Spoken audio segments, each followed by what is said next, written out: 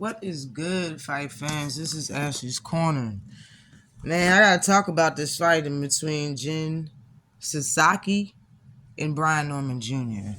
This joint is gonna go down tomorrow, okay? Thursday. This fight is not Friday, it's not on Saturday. This fight is happening on Thursday, bright and early in the morning. The undercard starts at 4 a.m. Eastern time in the morning. You hear me? 4 a.m. Eastern time is when the undercards start. And this main event should pop off around 7 a.m. All right? I done told you. Don't miss this fight. This is going to be a good one. All right? Now, both fighters came in on weight. They came in underweight for this welterweight fight. I think this is going to be an action-packed fight. Jin Sasaki is the type of fighter that plants and he throws hard shots. They be one-shotters for the most part. He'll just throw a one shot, but he works on that one shot over and over again. His shots be accurate and they be powerful. He works on just landing hard, powerful shots for the most part when he fights.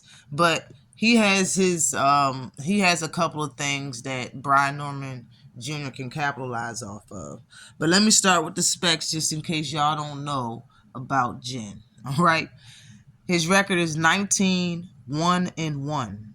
He has 17 knockouts, and he's been stopped once in his career. And that stoppage came by Andy Hiracola. That fight happened at 140 pounds. That's one weight class under what he fights at now. And that happened in 2021. Okay? He's ranked number 3 in the world at welterweight right now. Number 3 for the people that's saying that he shouldn't be fighting him. Man, dude is ranked number 3. He has 87 rounds as a professional under his belt. His knockout percentage is 89.47%. He's been pro for 8 years. He's 23 years old. He is 5'8" and a half. And his reach is 69 inches and a half. All right. Fighting out of Tokyo, Japan. His last fight was in January this year. And that ended, I believe, in a unanimous decision. Now, the fight that he got stopped in, I believe it was a 12-round fight, title fight, and he got stopped in the 11th round. Jin Sasaki, this was a fight at 140. Jin came in 4 pounds overweight. After he lost to Andy, he moved up and been at welterweight ever since then. Now, for Brian Norman Jr., his record is 27-0 with 21 knockouts. He's ranked number 4 in the world, right up under Jin Sasaki. And that's at, of course, welterweight. He has 95 rounds under his belt. His knockout percentage is 77.78%. He's been pro for 8 years. He's 24 years old. He's 5'8" with a 72-inch reach. Fighting out of Decatur, Georgia. His last fight was in March. It was a TKO victory in the 3rd round. Now, if I can say my thoughts on this fight, I think it's going to be highly entertaining, but I'm telling you, if Brian Norman Jr. can't beat Jin Sasaki, then he's not who he's claiming himself to be. You know what I'm saying? Like, that's honestly how I feel. I think Jin Sasaki is a good fighter. He's a good little fighter, right? He's a real good fighter. But the bottom line still remains. He hasn't had that many fights over here in America. Not that many. You know what I'm saying? And I still say the same thing about fighters from a different country or fighters that's not from America and coming over here and fighting somebody of substance. 9 times out of 10, they lose. But Jin Sasaki, the problem is with Jin Sasaki is his defense. When he puts up his high guard, he puts his head down. Meaning, if you throw a straight, you will probably hit him right dab in the top of his head.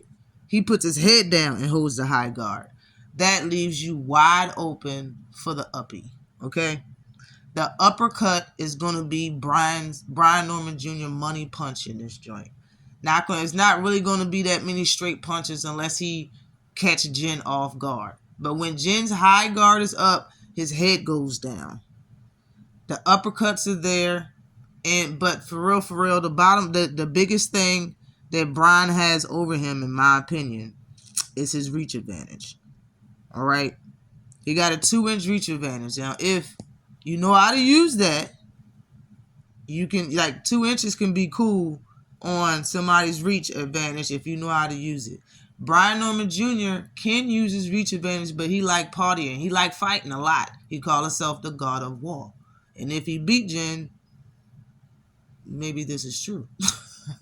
But at the same time, I'm just joking. But at the same time, like the fact that offensively, Jen Sasaki will throw a wild overhand right and left. He throws it kind of wild, kind of a haymaker style, but it be accurate. You understand what I'm saying? But the fact that you throwing a punch wide like that and your opponent has the reach advantage over you, timing will kill Jen in this fight. If he can time a hook or a straight, he can hit it when Jen is punching, his head, his face is up, it's up enough for you to hit him. You feel me? So I really see a knockout as somebody do gotta go. I don't see this as a 12-round fight. I think Brian Norman Jr. will get this stoppage. You understand what I'm saying? I think he's gonna stop him under 8 rounds. I think he's gonna stop Jen Sasaki. Okay, 9 the most in the knife. No, but I don't see this lasting past 8 rounds. I don't. Like I said, he's a good fighter. Brian Norman Jr. has his mistakes. Sometimes he likes smothering his work. He's been dropped before himself, just like Jen Sasaki was dropped like 3 or 4 times in that fight versus Andy before they stopped it. But Brian Norman Jr. has been dropped. You know what I'm saying? Not being defensively responsible or aware for real at the time when he got dropped.